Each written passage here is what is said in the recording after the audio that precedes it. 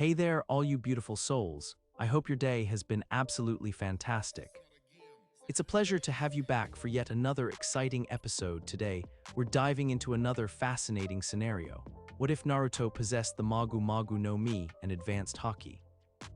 Imagine a world where Naruto was neglected by his parents in favor of his Jinchuriki siblings, only to find a power that makes the tailed beasts look like candles. This is the story of a boy who became a volcano, burning the ninja world to ash. If this what if is sparking your curiosity, drop a comment down below and share your thoughts. And while you're at, don't miss out on exploring the plethora of other intriguing what ifs available on this very channel.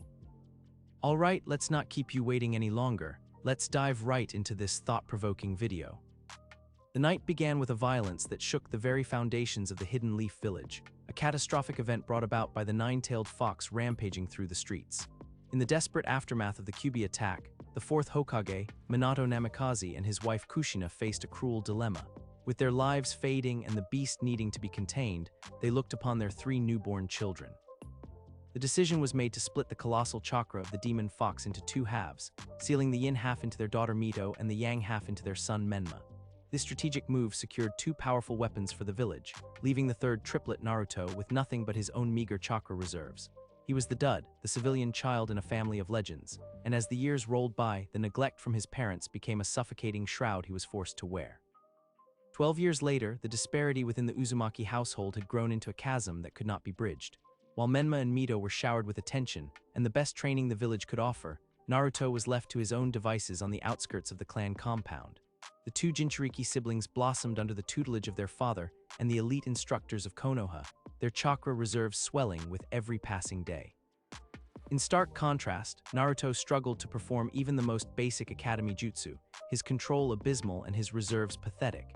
He was viewed by his parents not as a failure, but as a fragile civilian who needed to be protected from the rigors of the ninja world, a twisted form of kindness that felt like abandonment. They did not see the longing in his eyes, only the weakness that required him to be kept on the sidelines.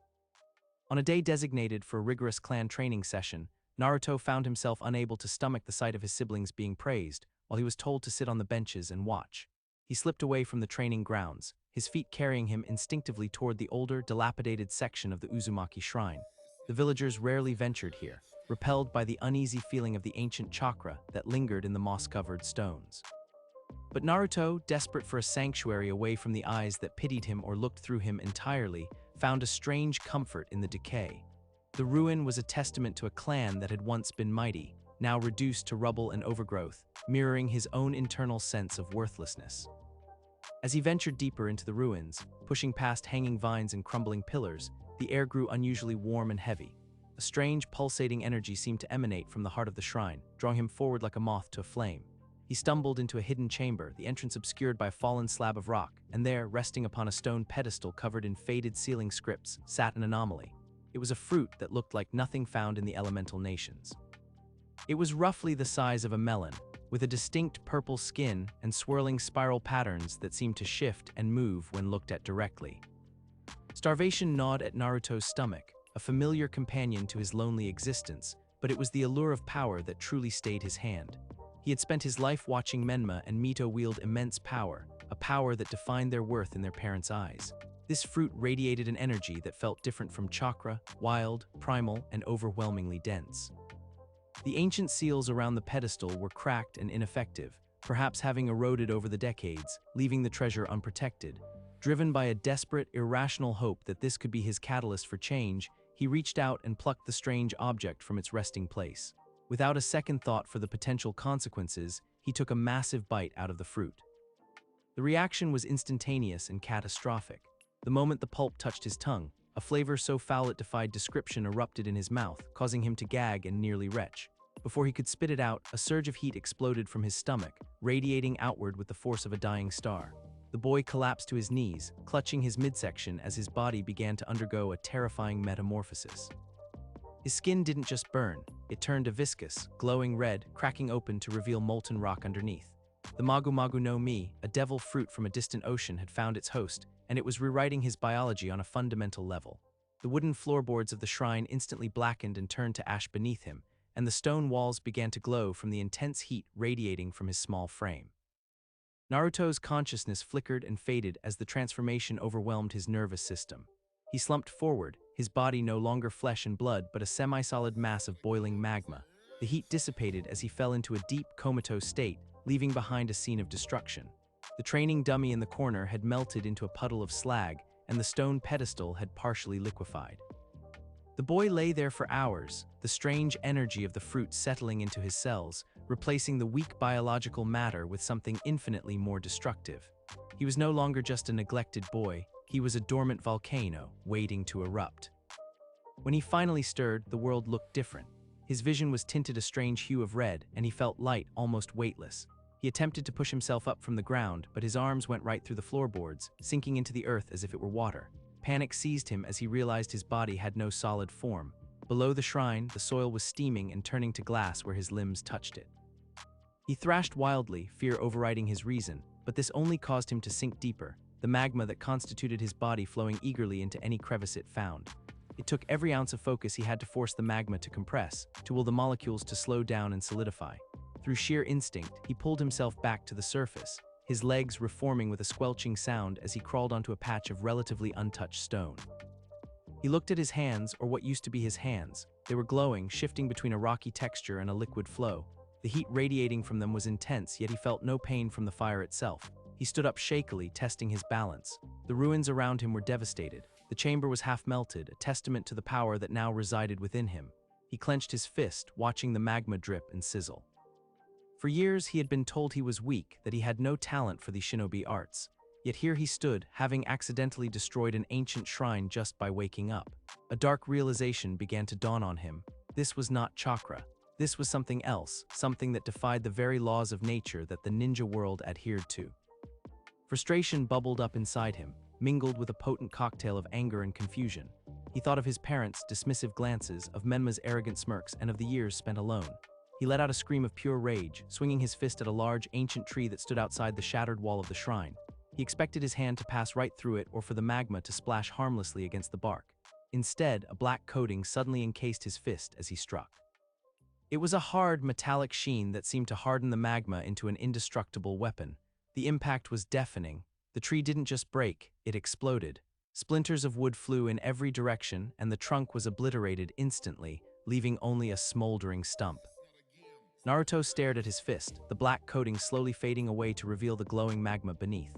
He had tapped into Busoshoku Haki, the spiritual pressure that could bypass the intangibility of his new form and strike with the force of a hammer.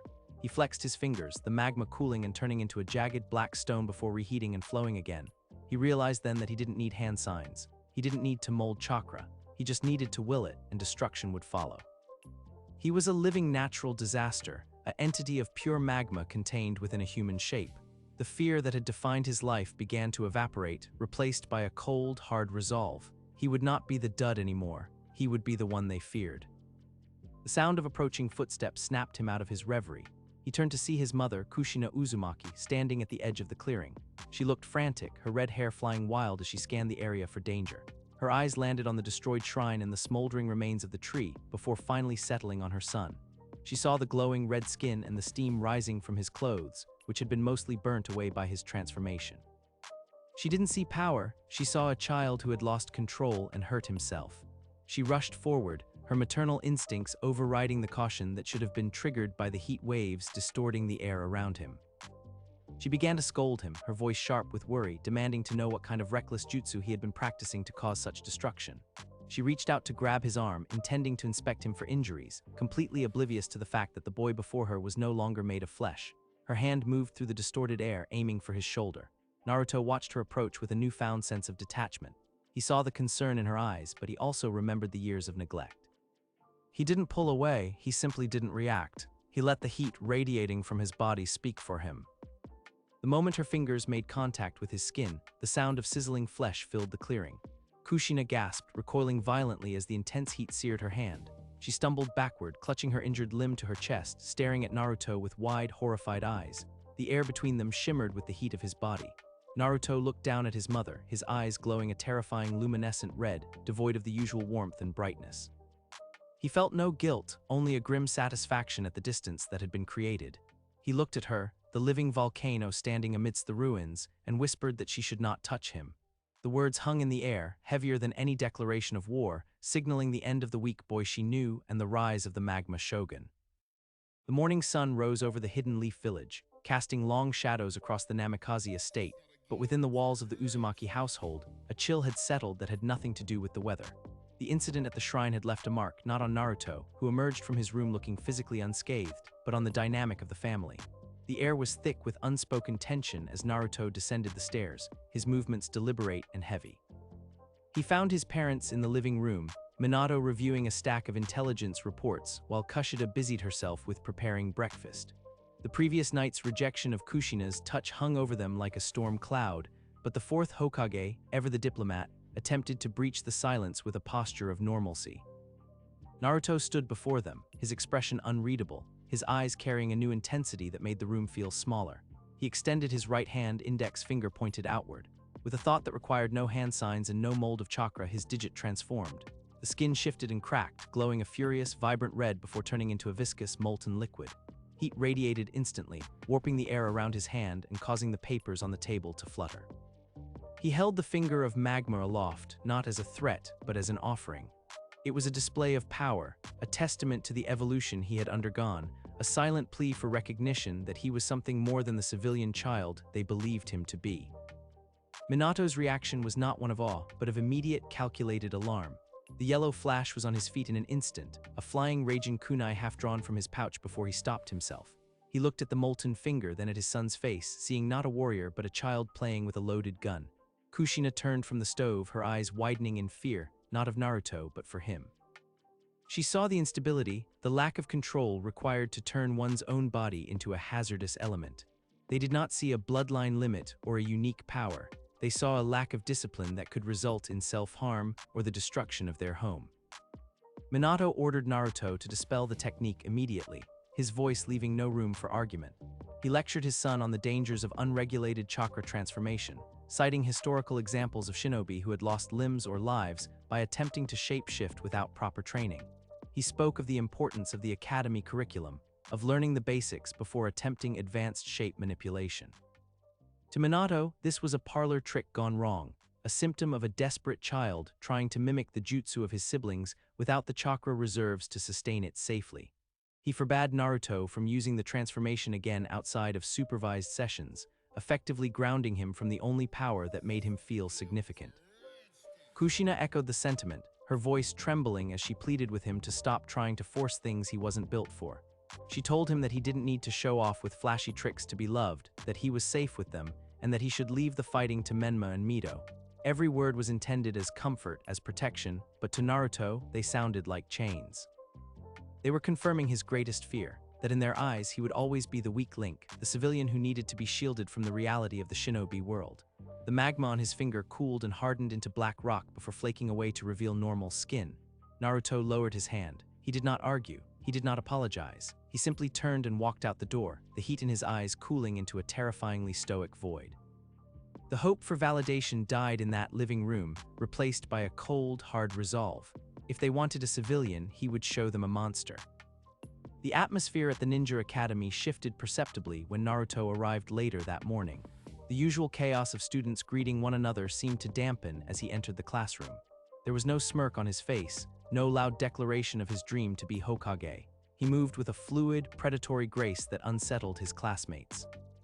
He took his seat in the back corner, his posture rigid, his gaze fixed on the chalkboard with an intensity that suggested he was dissecting the very air in the room.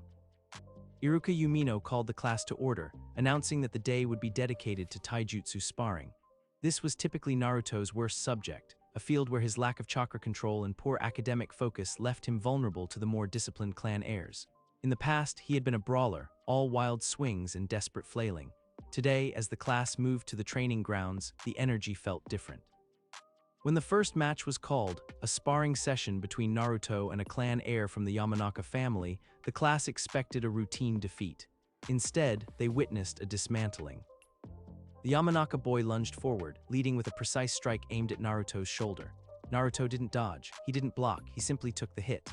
The strike landed, but the impact seemed to be absorbed by a density in Naruto's body that hadn't been there before. The Yamanaka boy recoiled, shaking his hand as if he had punched a solid wall of iron.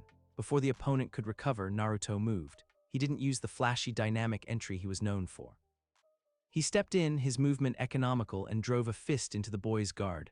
The force of the blow was staggering. It wasn't fueled by chakra enhancement. It was raw, kinetic brutality. The guard shattered, and the boy was sent tumbling across the dirt, skidding to a halt at the edge of the sparring circle. The class fell silent. Iruka watched with a furrowed brow, his clipboard hovering midair. Naruto stood over his opponent, his breathing rhythmic and controlled. He hadn't used a single jutsu, he hadn't even broken a sweat. He beckoned for the next challenger. Match after match, the result was the same.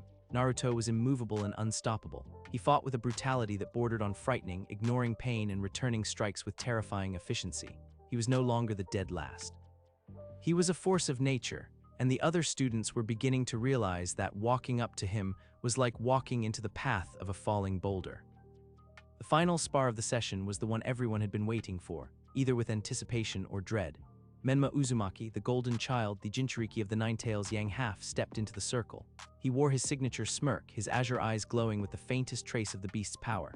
The class whispered, sensing the sibling rivalry that had always been a source of drama. Menma cracked his knuckles, declaring that he would show everyone what real power looked like. He intended to humiliate his brother, to put the dud back in his place in front of the entire class. The fight began with Menma blurring forward, the chakra cloak of the Nine-Tails flaring up around him in a visible shroud of orange bubbling energy. He was fast, faster than any other student, and his strikes carried the weight of a tailed beast behind them. He launched a flurry of blows, a barrage of chakra-infused fists that would have pulverized a normal student. But to Naruto, who perceived the world through the heightened senses of his new form, Menma might as well have been moving in slow motion. Naruto weaved through the assault with minimal movement. He didn't back away, he simply flowed around the attacks, the heat of his body distorting the air just enough to throw off Menma's aim. The chakra cloak whipped around where Naruto had been a fraction of a second before. Menma grew frustrated, his arrogance turning into anger. He roared, channeling more chakra, and threw a heavy, overhand punch meant to knock Naruto unconscious. It was the opening Naruto had been waiting for. Naruto sidestepped the blow effortlessly. He raised his right hand, index finger extended. A ripple of black energy coated the digit, invisible to most but undeniable in its density, armament Haki. He didn't swing his arm, he simply tapped Menma on the center of his chest. The effect was instantaneous and catastrophic. The black coating of Haki bypassed the protective shroud of the Nine-Tails completely.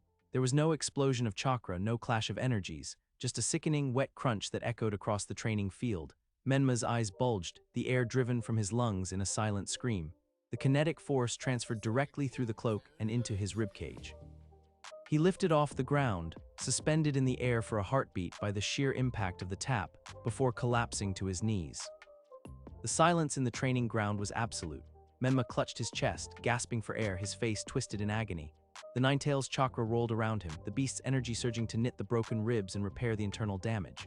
It was only Kurama's instant intervention that saved Menma from death. Even so, the boy was broken, sweating profusely, unable to stand. Naruto stood over him, his hand dropping to his side, the black Haki fading from his finger. He looked down at his brother not with triumph, but with a cold, clinical disinterest. It was the look of a predator acknowledging that the prey before it was too weak to be worth killing. Iruka stood frozen, his mind racing to comprehend what he had just seen.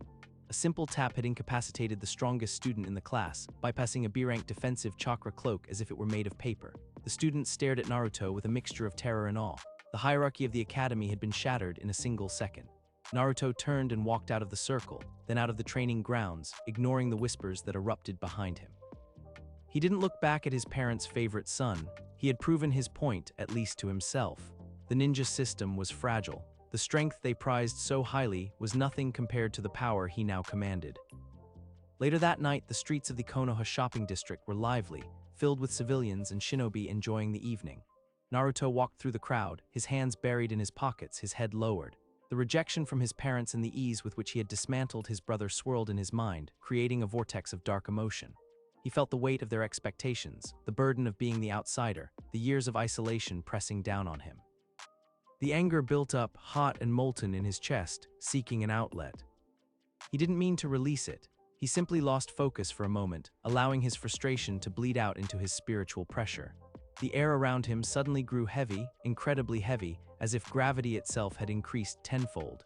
It was the manifestation of Conqueror's Haki, the raw force of a spirit that refused to bow to anyone.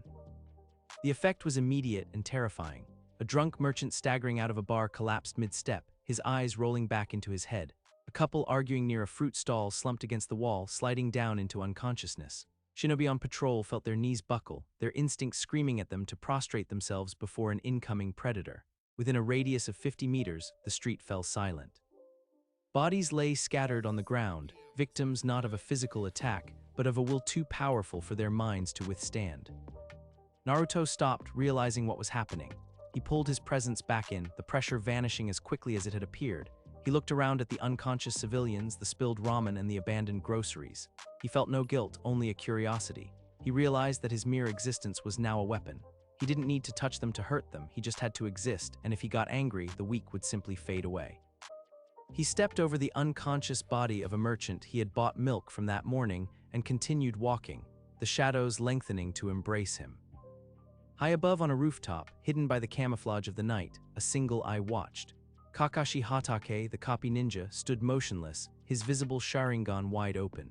He had been assigned to keep a discreet eye on the Hokage's son after the strange reports from the previous week, but what he had just witnessed defied everything he knew about ninja doctrine. He had seen the street go dark with fallen bodies, yet he had seen no hand signs, felt no genjutsu trigger, and sensed no chakra buildup. He replayed the scene in his mind, the sudden spike in pressure, the instantaneous collapse of the civilians. It wasn't a jutsu, it was pure spirit. Then his mind flashed back to the spar he had observed earlier that day, the tap that had shattered Menma's defenses through the Ninetales cloak. Kakashi narrowed his eye. The boy wasn't using chakra in a way the hidden leaf understood. This was something ancient, something primal. He realized with a chill that Minato's weak son was likely the most dangerous entity in the village. He vanished in a puff of smoke, needing to report this anomaly immediately. The game had changed, and Kakashi knew they were all playing catch-up. Graduation day arrived under a clear blue sky, the atmosphere buzzing with the excitement of young ninjas receiving their headbands and team assignments. Inside the Hokage's office, however, the mood was somber. Minato sat behind his desk, the Hokage hat resting to the side. He reviewed the team assignments with a critical eye, his pen hovering over the roster for Team 7. Listed there were Sasuke Uchiha, Sakura Haruno, and Naruto Uzumaki.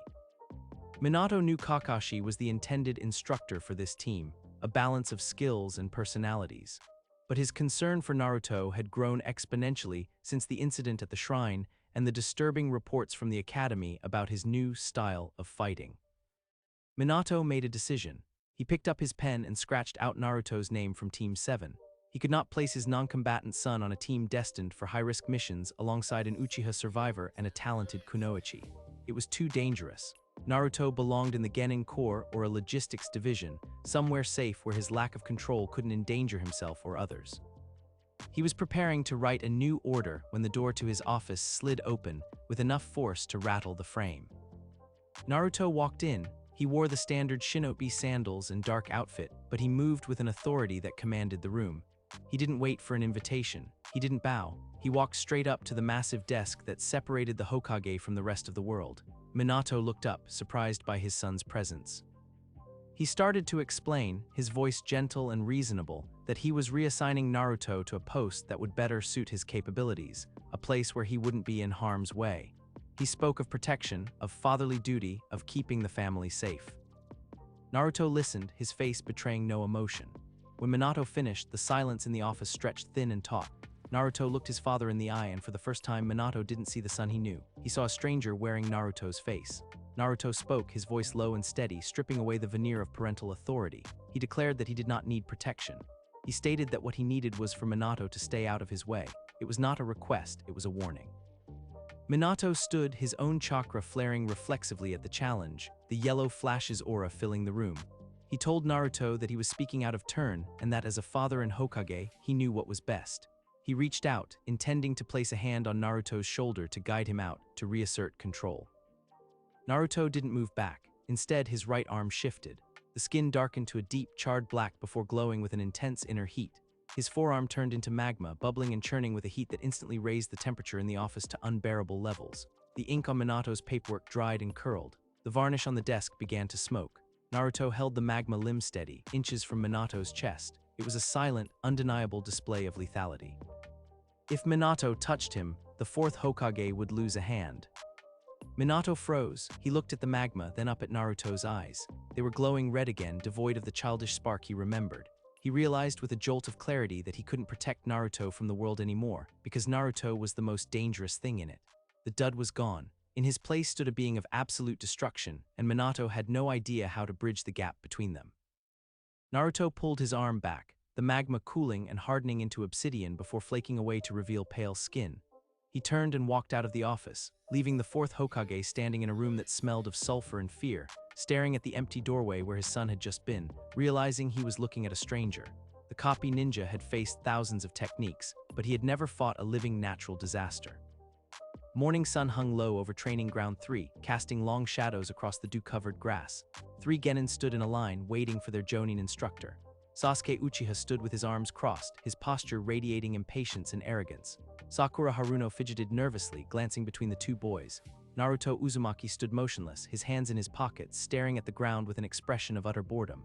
There was no fidgeting, no bragging, and no longing for acknowledgement. He simply existed, a heavy silence in the center of the clearing. In a swirl of leaves, Kakashi Hatake appeared. He looked at his team, his one visible eye curling into a half-moon smile as he looked over the trio he had read about in the files. He saw the prodigy, the kunoichi, and the liability. He held up 2 silver bells and explained the test: take the bells from him before noon or go back to the academy. He told them to come at him with the intent to kill, a standard warning to spark seriousness. The test began instantly. Sasuke moved first, his hands flashing through seals as he inhaled deeply.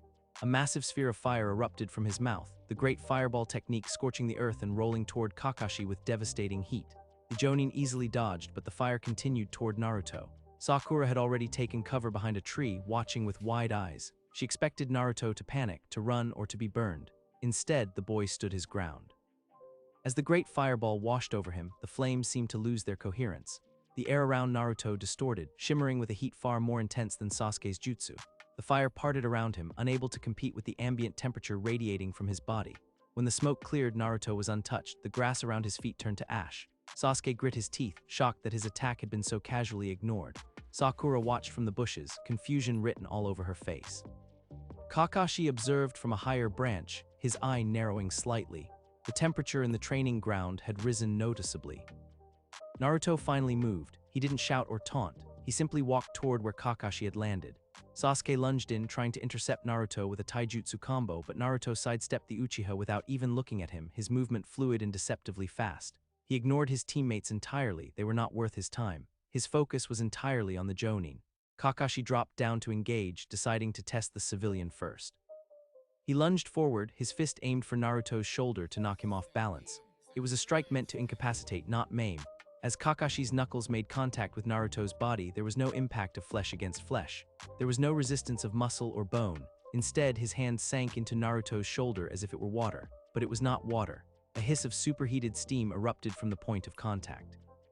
Kakashi's eyes widened behind his mask as he realized his gloved hand was immersed in molten rock. The smell of burning fabric and singed flesh filled the air instantly. He yanked his hand back, jumping away to create distance. Kakashi looked at his hand.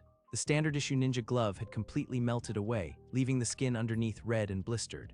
He looked at Naruto, who stood calmly where he had been struck. The boy's shoulder had shifted into a bubbling, glowing mass of magma, sliding like thick liquid before reforming back into solid flesh and orange jacket. Kakashi analyzed the scene rapidly. This was not a simple elemental jutsu. There were no hand signs, no chakra buildup that he could sense preceding the transformation. The boy had literally turned part of his body into lava. Kakashi's mind raced through the known elemental releases. Even the strongest fire users could not turn their bodies into fire. This was something else entirely. A bloodline limit that defied the laws of nature. A physical transformation that rendered physical attacks useless. If he punched him, he would lose a limb. If he tried to grapple him, he would be burned to death. Naruto turned his gaze toward Kakashi. The air around him began to waver violently. He raised a hand and the skin darkened, turning a charred black before cracking open to reveal the searing magma underneath. He spoke, his voice calm but carrying a terrifying weight. He declared that he did not use jutsu. He stated that jutsu were crutches for the weak, tools for those who needed to manipulate nature to survive. He said that he simply destroyed. With a sudden burst of acceleration, Naruto closed the distance between them. He was fast, faster than a genin should be, moving with a momentum that suggested immense density. He swung his magma-coated arm in a wide arc. Kakashi dodged backward, the heat of the passing limb singing his hair. The ground where Naruto's hand passed exploded into steam as the moisture in the earth vaporized instantly. Kakashi realized he needed to end this quickly. Standard taijutsu was suicide. He reached into his pouch and withdrew a specialized bandage, wrapping it around his hand while channeling a high concentration of lightning chakra. The blue sparks of the Chidori, or at least a variation of it, crackled around his fingers. He lunged forward, thrusting the lightning blade toward Naruto's chest. If the boy was made of magma, lightning might disrupt his form or pierce through before the heat could melt the chakra. Naruto watched the attack come. He did not dodge. Instead, he raised his right hand. The magma coating his arm shifted, turning a deep, glossy black. It was not the color of cooling rock, but the color of hardened energy. Armament Haki flowed over him, invisible to the naked eye but manifesting as a shell of absolute density. The lightning blade collided with the black-coated fist. The sound was deafening, like a thunderclap trapped in a canyon. The blue lightning sparked and hissed against the black armament, but it did not penetrate. Naruto's eyes glowed red, the pupils slitted like a predator's. He pushed forward, his strength immense. The Haki-coated fist shattered the concentration of the lightning chakra, driving through the technique and smashing into Kakashi's chest. The impact was catastrophic. The lightning dissipated, replaced by the force of a sledgehammer. Kakashi flew backward, his body tumbling through the air. He crashed through a large oak tree, snapping the trunk in half and skidded across the ground, carving a trench through the dirt until he slammed into a boulder. Dust and debris filled the air. The training ground fell silent. Sasuke and Sakura stared from their hiding spots, their faces pale with terror. They had never seen their teacher defeated, let alone by one of their own. Naruto stood amidst the destruction, steam rising from his body. He dropped his arm, the black Haki fading and the magma cooling back into skin. He walked over to where Kakashi had dropped the bells during the impact. He picked them up, the metal clinking softly in the quiet morning. He turned and looked at Sasuke and Sakura, who had finally emerged from the bushes. He looked at them with cold indifference. He told them they were too weak, that if this was the extent of their power, they would die before becoming real ninja. He did not gloat or preen. It was a statement of fact, delivered with the detachment of an executioner. Before the silence could stretch any longer, the air suddenly distorted in a specific pattern, a spatial marker activated. A yellow flash illuminated the clearing, and Minato Namikaze appeared. He had felt the spike in chakra and the sudden termination of the test. He had been monitoring the situation closely after the encounter in his office. He arrived in a combat stance, ready to face an enemy, but froze when he saw the scene. Kakashi was struggling to stand near the shattered boulder, clutching his chest. Naruto stood in the center of the field, holding the bells. The scent of ozone and sulfur was overpowering. Minato's eyes locked onto his son. He saw the cooled obsidian flakes on Naruto's knuckles and the steam rolling off his shoulders. There was no fear in Naruto's posture, only a defiant challenge. Minato wasted no time. He flashed forward, appearing directly in front of Naruto. He did not attack, he attempted to restrain. He formed a chain of pure chakra energy, a sealing technique meant to bind a target without causing permanent harm.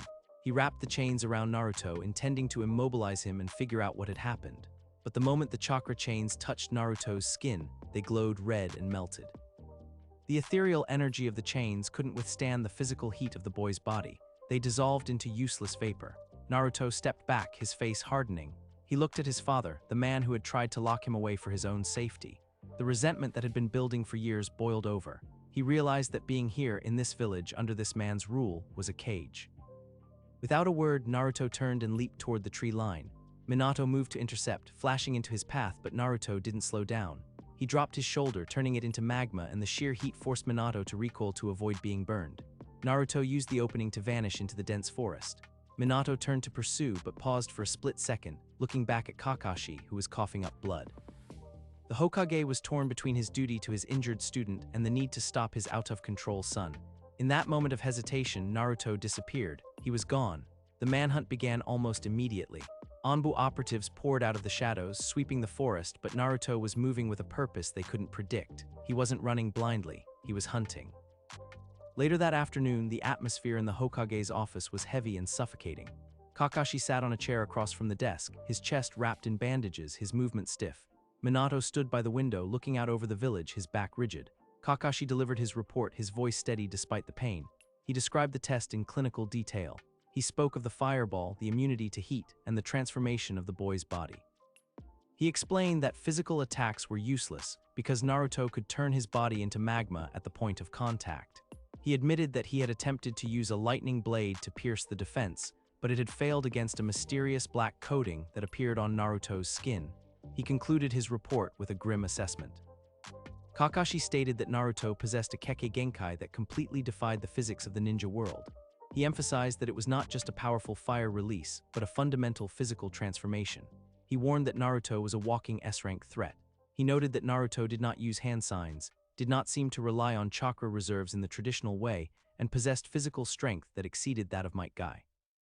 He told Minato that containment was the only option, as traditional ninja combat was ineffective against a being who could melt through any defense. Minato listened in silence, his face pale. He realized that his earlier assessment of Naruto as a liability was a catastrophic understatement. He had created a monster through neglect, and now that monster was loose in the village. While the village scrambled to mobilize its forces, unaware of the true nature of the threat, Naruto walked toward the main gates of Konoha. He had circled back through the forest, avoiding the patrols by sinking into the earth as magma and moving through the soil, a tactic that made him untrackable by standard sensory ninja. He emerged at the tree line just outside the village perimeter. He wore his forehead protector, but the symbol of the leaf was slightly askew. A trail of steam rose from his body, evaporating the morning dew that settled on him. He did not look like a runaway child. He looked like a warrior leaving for a battlefield. There was a cold determination in his eyes. He wasn't running away to escape a punishment. He was leaving because he had outgrown this cage. He stepped out of the forest and onto the main road leading away from the village. In the shadows of the gate, several Anbu operatives watched, waiting for the order to strike or to follow. They had been ordered not to engage unless he posed an immediate threat to the gates. They watched as he paused, looking back at the massive walls of Konoha one last time. He showed no signs of nostalgia. He simply turned his back on the village. He adjusted his pack and began to walk. The heat radiating from him distorted the air around his silhouette. To the Anbu watching, he looked like a demon walking out of hell. They signaled headquarters, reporting that the target had breached the perimeter and was heading east. The hunt was on, but the prey had just become the predator. Naruto Uzumaki, the magma shogun, had entered the world stage, and the elemental nations were completely unprepared for the eruption to come. They hired an assassin to kill a bridge builder, but they didn't account for the fact that the bridge itself might melt before the first strike could land. The journey to the Land of Waves had been tense, to say the least. Team 7 moved under the heavy surveillance of a shadow unit that Minato had personally assigned to track his son's movements. Kakashi led the group with a heightened sense of caution, constantly glancing back at the orange-clad boy walking several paces behind the rest of the unit. Tazuna, the bridge builder, shuffled nervously, sensing the thick atmosphere radiating from the young ninja escorting him. It wasn't the usual tension of a C-rank mission turning into an A-rank disaster. It was the oppressive heat of a walking furnace. Naruto Uzumaki walked with his hands in his pockets, his head down, yet every step he took seemed to scorch the earth beneath his sandals. The air around him distorted in a perpetual heat haze, making him look like a mirage amidst the lush greenery of the forest path. As the team neared the shoreline of the Land of Waves, the dynamic shifted.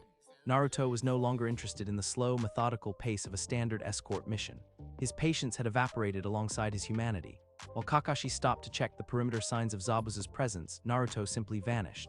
One moment he was trudging through the mud, the next he was a streak of blurring motion, leaving a trail of superheated air in his wake. He didn't use a body flicker technique. He didn't use chakra to enhance his speed. He simply propelled himself forward with the explosive force of pressurized steam, moving faster than the naked eye could track. By the time Sasuke and Sakura realized he was gone, the faint smell of sulfur and ozone was already drifting on the wind from the direction of the bridge. Naruto arrived at the Great Naruto Bridge construction site long before his teammates. The massive structure loomed out of the morning mist, a skeleton of steel and concrete stretching across the turbulent water.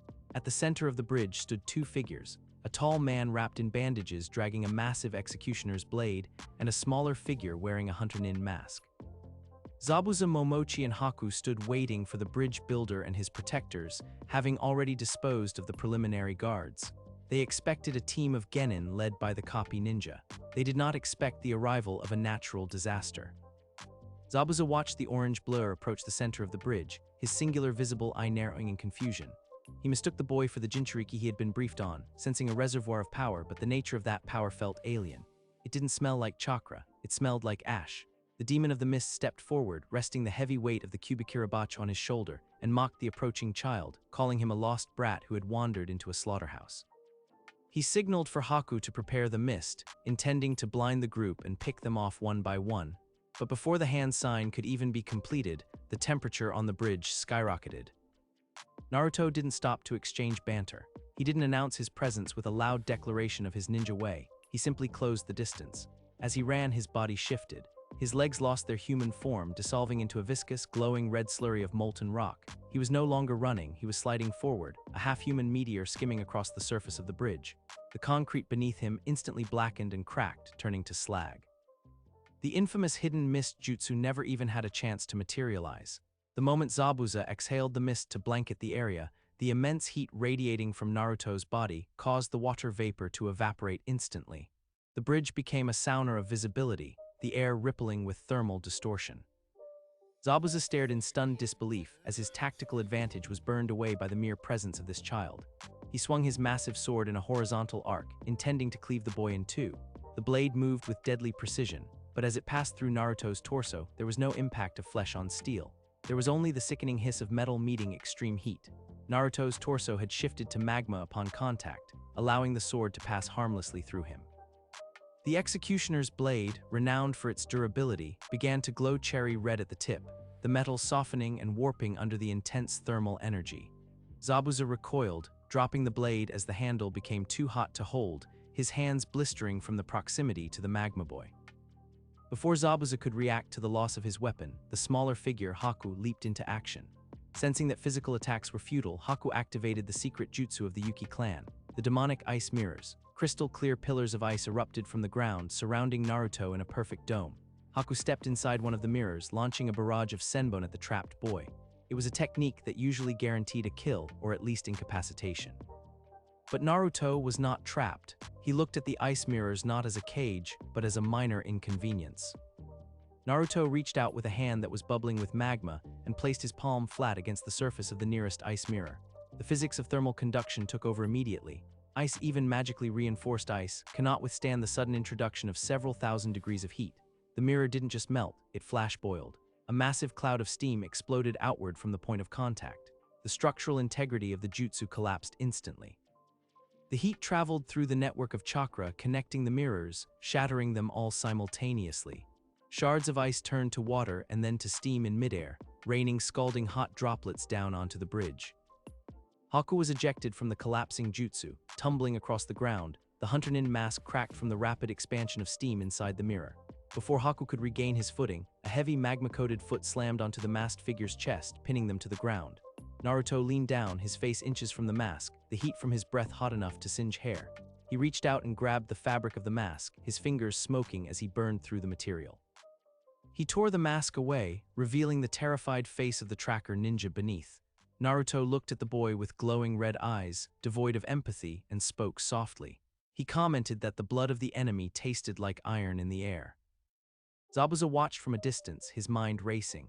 He was a veteran of the Bloody Mist, a man who had cut down hundreds of shinobi. He knew when he was outmatched. He looked at his warped blade lying on the ground, then at the creature standing over his subordinate. This wasn't a shinobi battle, this was a force of nature. The boy was a living volcano. Zabuza realized that fighting this entity was not a matter of skill or strategy, it was suicide. He abandoned the mission. Without a word to Haku, without a threat to the bridge builder, the demon of the mist turned and fled, diving off the side of the bridge and vanishing into the water below, preferring to take his chances with the currents rather than the magma. Naruto did not give chase. He had no interest in hunting down a coward who ran at the first sign of danger. He released Haku, stepping back as the ice user scrambled away, terrified for his life. Naruto stood alone on the bridge, his body slowly solidifying back into human form, steam still rising from his shoulders. He looked out toward the harbor where a massive shipping fleet was docked. He knew these ships belonged to Gato, the businessman who had hired Zabuza. He saw the workers on the docks, cowering in fear of the battle that had just taken place. He decided that the source of the misery in this land needed to be purged. He walked to the edge of the bridge and looked down at the water surrounding the hulls of the cargo ships. He didn't use a jutsu. He didn't mold chakra. He simply pulled his right arm back, the limbs swelling and glowing with blinding intensity. Then he punched the air. The force of the punch sent a shockwave of pressurized air and heat hurtling toward the water. But it wasn't just air. The attack displaced a massive amount of water, but the heat accompanying it was the real weapon. The moment the shockwave hit the surface of the bay, the water flash evaporated. The result was a catastrophic steam explosion. A pillar of white steam rocketed into the sky, blotting out the sun. The shockwave shattered the hulls of Gato's ships like they were made of glass. Wood splintered, metal twisted, and flames erupted as the thermal energy ignited the cargo. The docks disintegrated. It was a display of raw, unadulterated destruction that dwarfed any explosion caused by explosive tags. The blast wave washed over the bridge, shaking the massive structure to its foundations. Naruto stood firm amidst the chaos, his coat whipping violently in the gale. He had effectively erased Gato's economic stranglehold on the country in a single strike. The water in the bay boiled for several minutes, creating a deadly barrier that no one could cross. Minutes later, a panting Sasuke and Sakura finally arrived at the bridge, accompanied by a limping Kakashi and the bridge builder. They had raced as fast as they could, sensing the massive disturbance of chakra, or whatever that energy was. They expected to find a battlefield. They found an apocalypse. The bridge was scorched and cracked, with large sections of the railing melted into slag. The harbor was gone, replaced by a steaming crater where the water used to be. The ships were nothing more than burning debris floating on a boiling sea. In the center of this devastation stood Naruto. He was adjusting his headband, the metal plate now blackened with soot. He looked completely unharmed, not a scratch on him despite the carnage surrounding him. He turned his head slowly to look at his approaching teammates. His eyes locked onto Sasuke. The Uchiha survivor froze. He had witnessed the destruction, but standing in the presence of the one who caused it was a different experience entirely. The sheer pressure emanating from Naruto was suffocating. It wasn't killing intent in the traditional sense. It was the realization of being in the presence of a predator that was far higher up the food chain. Naruto looked at Sasuke with a gaze of utter disdain. He stated coldly that the Uchiha was too slow. He declared that if Sasuke had been here to face the demon of the mist, he would already be nothing but ash. The words struck harder than any punch.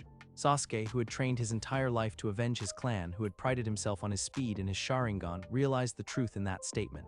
He hadn't just been left behind physically. The gap between them was infinite. The pressure of Naruto's spirit, his conqueror's Haki flaring unconsciously, crashed down on Sasuke. The Uchiha's legs gave out. He collapsed to his knees on the cracked pavement, gasping for air that felt too thick to breathe. His vision swam, and darkness crept in at the edges of his consciousness as his mind buckled under the sheer weight of Naruto's existence. Kakashi stepped forward, his visible eye wide with horror. He looked at the boiled harbor, the melted bridge, and his other student kneeling in the dirt, completely subdued without a single blow being landed. He realized then that the report he had filed with Minato had been an understatement. This was not just a boy with a bloodline limit. This was a god of catastrophe wearing the face of a genin. Naruto turned his back on them, looking out at the destruction he had wrought, and for the first time in his life, he didn't feel like a failure. He felt like a king. The Sannin sought eternal life, seeking to master the cycle of death and rebirth through forbidden jutsu and twisted experiments. But in the depths of the forest of death, he found only the heat of a star that refuses to be extinguished. The Chunin exams had begun amidst an atmosphere of thick tension and unease, the usual competitive spirit of the genin replaced by a primal fear that seemed to emanate from the very trees. The first exam had been a formality, a test of intellect that Naruto had navigated with a silent, terrifying focus, but the second exam was a different beast. The forest of death, a walled-off expanse of wilderness typically used for survival drills, became the stage for a confrontation that would alter the political landscape of the elemental nations forever. Minato Namikaze, despite his duties as Hokage, had allowed his personal bias to compromise the exam's integrity. Unable to shake the paranoia regarding his son's newfound and volatile abilities, he had secretly authorized a squad of elite Anbu to shadow Naruto's team. Their orders were strictly observational. They were to intervene only if Naruto posed an imminent threat to the other examinees. However, Minato had severely underestimated his son's sensory capabilities. As Naruto moved through the dense underbrush, he was acutely aware of the chakra signatures flitting through the canopy above him. To him, the Anbu were clumsy, noisy pests trailing a predator that had long since evolved beyond the need for stealth. He didn't bother to shake them off. He simply ignored them, his mind focused entirely on the suffocating pressure of the forest and the malice that was beginning to bleed into the air from the central tower. Deep within the enclosure, Team 7 found themselves in a desperate standoff. Menma, Sasuke, and Sakura stood back to back, their breathing ragged and heavy. Opposite them stood Orochimaru, the legendary Sannin who had abandoned the leaf, his presence warping the very air around them. Orochimaru's interest lay entirely on Menma, the container for the yang half of the Nine Tails. He viewed the other two as insignificant insects, obstacles to be crushed or discarded on his path to claiming the Jinchuriki. With a sickening grin, the snake-like ninja extended his neck, his head shooting forward with impossible speed, jaws unhinged to deliver the cursed seal. His target was Menma's exposed neck, intending to bite down and inject the venom that would grant the boy power while enslaving him to Orochimaru's will. At the moment of impact, time seemed to warp. Just as Orochimaru's fangs were about to graze Menma's skin, a hand interceded. It wasn't a hand of flesh and bone, but a limb of smoldering, viscous rock. Naruto caught Orochimaru's extended neck mid-strike, his grip tightening like a vice. The sound of sizzling flesh filled the clearing, a grotesque harmony of burning fat and boiling blood. Orochimaru's eyes widened in genuine shock, an emotion he rarely experienced. Before he could recoil or sever his own neck to escape, Naruto's hand pulsed with a devastating surge of heat. With a violent tug and a twist of his magma-encased wrist, Naruto severed the Sannin's head completely. But death did not come for Orochimaru in the way he expected. Usually such an injury would be a mere inconvenience, allowing him to shed his skin or regenerate from a new mouth. However, the Magu Magu no Mi did not deal in mere physical trauma, it dealt in absolute destruction. The intense heat of Naruto's magma instantly cauterized the wound, burning the cells and the spiritual energy required for regeneration faster than Orochimaru could activate his reversal jutsu. The severed head hit the forest floor with a wet thud, the flesh still smoking and blackened, the eyes wide with a permanent expression of disbelief. The body thrashed wildly for a moment before collapsing, the connection to the brain severed so thoroughly that not even the Sannin's immense vitality could bridge the gap instantly. Naruto released his grip, the magma dripping from his fingers and igniting the dry leaves on the forest floor. He turned his gaze to the headless corpse, his expression one of bored curiosity. He had expected more of a legend. This snake was soft, fragile, and unworthy of the fear he inspired in the village. Around him, the temperature began to spike rapidly. The moisture in the air evaporated, creating a shimmering heat haze that distorted the outlines of the trees. Naruto was not satisfied with a simple assassination. He wanted to erase the threat entirely. He clenched his fists, feeling the molten energy swirling within his core, begging for release. Rising into the air, Naruto ascended above the canopy, the air around him shimmering with the intensity of a furnace. He raised both fists toward the heavens, gathering the geological energy of the earth itself. This was not ninjutsu. There were no hand signs, no moldable chakra, only the raw, destructive force of the planet unleashed through his body. He let out a roar that shook the birds from the trees, a sound that was part human, part volcanic eruption. With a massive thrust, he drove his fists downward. The technique, a great eruption, began. Massive fists of magma, each the size of a small house, rained down from the sky. They punched through the forest canopy like meteors, annihilating everything they touched. Ancient trees that had stood for centuries were incinerated in a split second, reduced to ash and vapor. Upon hitting the ground, the magma fists exploded, sending waves of molten rock cascading outward. The geography of the forest was instantly rewritten. A section of the dense wilderness was transformed into a hellscape of flowing lava and blackened earth.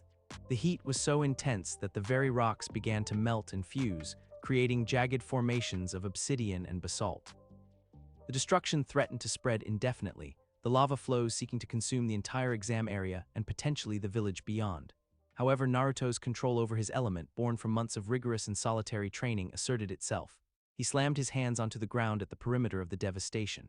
Channeling the magma, he forced the earth to rise. Massive walls of stone, reinforced by cooling lava, surged upward, creating a containment basin. The molten rock pooled within this artificial crater, trapped and seething. The fires were contained, but the message was clear. Naruto possessed the power to reshape the map on a whim. Within the containment zone, the temperature was rapidly returning to a survivable level, though the air was thick with toxic fumes. Naruto walked through the cooling slag, his feet leaving imprints of solidified rock. He found Menma huddled near the roots of a dying tree. The golden child, the Jinchuriki of the Nine Tails, was trembling violently. His skin was pale, sweat beading on his forehead, and his eyes were darting frantically. Menma had faced Orochimaru, but the sheer, overwhelming power Naruto had displayed to save him, and the indifference with which he had done it, had shattered Menma's composure. Naruto looked down at his brother. There was no compassion in his eyes, no relief that his sibling was safe. He saw only weakness. He saw a boy who held the power of a demon yet cowered in the dirt. Naruto spoke, his voice cutting through the hissing of cooling rock. He told Menma that their father had placed a beast inside him, yet he was still shaking. He said that with all the power given to him, all the love and resources the village had poured into him, he was still pathetic. Naruto did not offer a hand to help him up. He did not check for injuries. He simply turned around and began walking away. Leaving Menma in the containment zone was a calculated cruelty. Naruto knew that the environment was still dangerous, that residual heat and pockets of toxic gauze remained. He also knew that other genin, predators drawn by the explosion, would soon be circling. By leaving Menma there, Naruto was forcing him to adapt. He was stripping away the safety net their parents had always provided. If Menma was to be the warrior the village wanted him to be, he would have to survive this ordeal on his own. If not, he would perish. Naruto had discarded the sentimental notion of family long ago. Now, only strength and the will to survive mattered. Outside the immediate blast zone, the proctors of the Chunin exams were in a state of panic. Anko Mitarashi and Height Gecko, along with several other Chunin, had felt the seismic disturbance and seen the column of smoke rising from the forest. They rushed to the scene, expecting to find a forest fire or a rampaging beast. What they found was a landscape that looked like the surface of a volcano. The trees were gone, replaced by a smoking crater filled with glowing magma. The air was scorching hot, singeing their hair even from a distance. Anko stared in horror, her curse mark throbbing in response to the overwhelming energy that had been unleashed here. She immediately signaled for the evacuation of all surrounding teams and declared the area a disaster zone. As the proctors scrambled to contain the situation and assess the damage, a figure emerged from the smoke at the edge of the crater. Naruto walked out of the devastation, his clothes tattered and burnt away in places, revealing skin that was unblemished and hard as stone. He looked calm, indifferent to the chaos he had caused. He did not acknowledge the proctors or their shouted commands to halt. He simply kept walking, heading toward the exit of the forest. Suddenly, the air shimmered around him and a squad of Anbu appeared, blocking his path. These were the trackers Minato had assigned, led by a captain with a cat mask. They had witnessed the eruption from the safety of the treetops, and their orders had shifted from observation to detention. They realized that Naruto was no longer just an anomaly. He was a cataclysm that could not be allowed to roam freely. The captain drew his sword, his posture tense and ready for combat. He ordered Naruto to stand down and surrender himself to the custody of the Hokage for questioning regarding the destruction of the exam grounds and the attack on a foreign dignitary. Naruto stopped. He looked at the squadron of elite shinobi surrounding him. He recognized them as the same shadows that had been dogging his steps for days. A sigh escaped his lips, a sound of profound annoyance rather than fear. He told them that if they wanted to stop him, they should not send guards but rather the cages themselves. He declared that these interruptions were tedious. The Anbu captain, interpreting this as a refusal and a threat, signaled the attack. 4 operatives lunged forward simultaneously, utilizing high-level assassination techniques. One aimed a paralysis seal at Naruto's neck, while another went for his legs to sever his mobility. They moved with blinding speed, the elite of the elite. But to Naruto, they were moving in slow motion. He did not dodge, he did not raise his hands to block. Instead, he simply released the pressure that had been building inside him. He activated his conqueror's Haki. The shockwave was invisible, but its effect was undeniable. It slammed into the Anbu squadron with the force of a physical blow.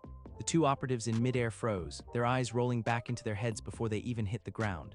The captain, who had been slightly further back, felt his knees buckle under the sheer weight of Naruto's will. It was an immense, crushing spiritual pressure that demanded submission. It was the roar of a king asserting dominance over his subjects. The weaker-minded individuals within a 100-meter radius, Chunin, Genin, and even the forest wildlife, slumped to the ground, unconscious. The Anbu captain, possessing a strong will, managed to remain standing, but he was trembling violently, blood dripping from his nose and ears. He looked at Naruto not as a Genin boy, but as a monster wearing human skin. The realization hit him with terrifying clarity. They could not detain him. They could not even slow him down. Naruto stepped over the unconscious bodies of his would-be captors, his path clear. He paused for a moment, looking back at the captain with a gaze that promised oblivion to any who stood in his way again. Behind him, the forest continued to smolder. The Chunin exams were effectively over, the structure of the test shattered by raw power. The invasion of Konoha that the village had feared was indeed happening, but it was not Orochimaru leading an army of sound and sand ninjas from the shadows. It was Naruto walking out of the flames, declaring war on the system that had tried to contain him. The destruction of the arena was not an act of terrorism, it was the first step of a conquest. As he breached the tree line and saw the walls of the village in the distance, Naruto's expression hardened. The time for playing the part of the neglected son was over. He was coming for the Hokage, and he would burn the village to the ground to get his answers. The alarms blaring throughout the Hidden Leaf village were not merely warnings, they were screams of panic echoing through the streets. The Chunin exams had descended into chaos, but the source of the catastrophe was not an invading army of foreign shinobi. It was a single boy walking out of the forest with the calm demeanor of someone taking a stroll through a park. The village's defensive perimeter had already been breached, not by force, but by the sheer overwhelming pressure of the boy's spiritual presence. The villagers cowered in their shops, looking toward the Hokage monument with wide, terrified eyes.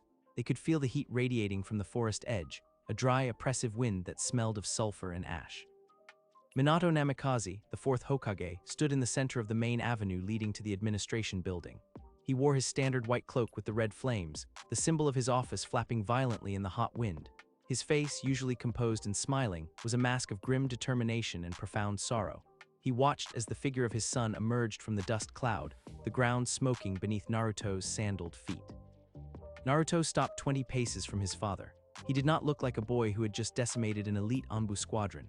He looked bored. He adjusted the collar of his black, high-collared shirt, the Uzumaki swirl on the back singed but visible. Minato gripped a special tri-pronged kunai in his hand, his knuckles white. He called out to Naruto, his voice carrying over the wind, asking him to stand down and explaining that they could talk about this like family. Naruto's response was a cold, hollow laugh. He stated that they were never a family, and that the time for talking had ended the moment the village decided to treat him as a liability. Without another word, Naruto vanished. To Minato, it was as if the boy had simply ceased to exist. There was no puff of smoke, no displacement of air. But Minato's instincts, honed by years of war, screamed at him to move. He flung himself backward just as a fist made of molten rock punched through the space his chest had occupied a split second earlier. The air distorted from the intense heat, the moisture in the atmosphere instantly vaporizing. Minato landed on a nearby rooftop, analyzing the situation rapidly. That speed was not enhanced by chakra, it was physical movement born of raw power. Naruto had not used a body flicker technique, he had simply moved. Minato threw 3 of his tri-pronged kunai into the air, scattering them to create a perimeter. He initiated the flying Raijin technique, his body dissolving into a yellow flash.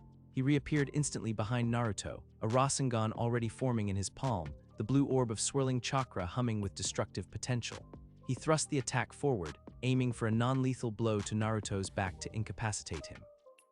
However, the moment the Rasengan made contact with Naruto's body, it sank into the boy's back as if he were made of water. Naruto's entire torso rippled like liquid stone before solidifying instantly. The Rasengan dissipated, its chakra disrupted by the intense foreign energy of the devil fruit. Naruto turned his head 180 degrees, an inhuman feat, his eyes glowing with a sinister red light. He told Minato that those little lightspeed tricks were annoying. Before Minato could teleport away, Naruto's right arm shot backward in a reverse punch.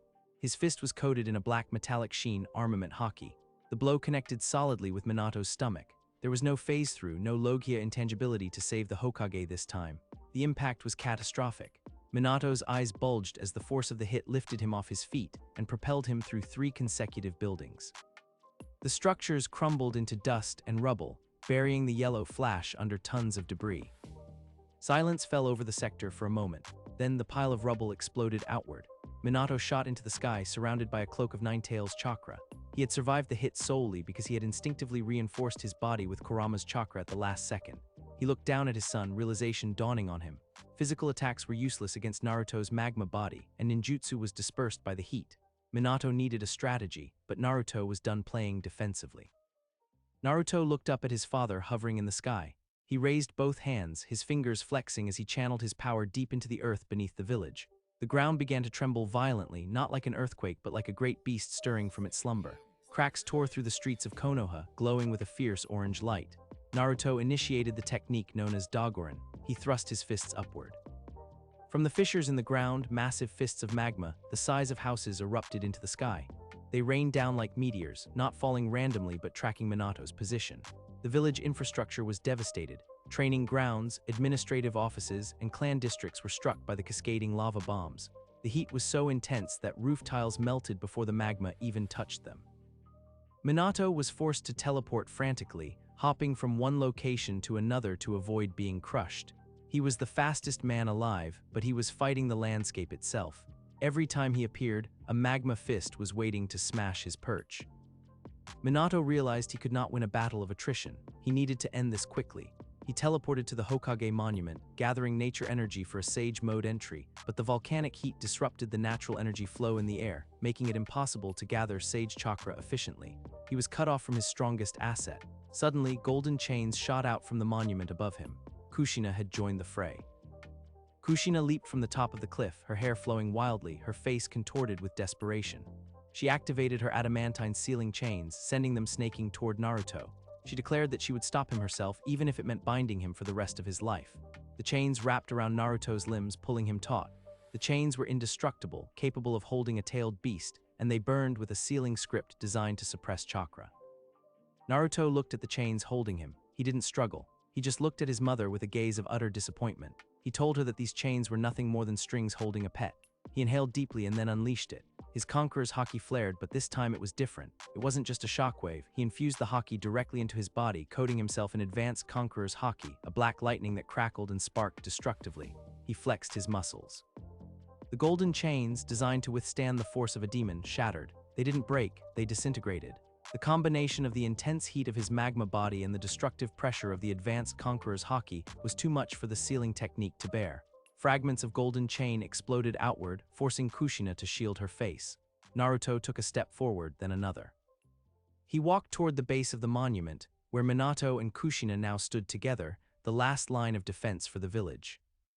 The two parents looked at their son. They saw a monster. They saw a being who had surpassed the concept of shinobi.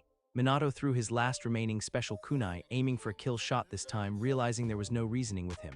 Naruto caught the kunai. His hand melted the steel, absorbing the tri-pronged blade into a blob of magma which then dripped off his wrist.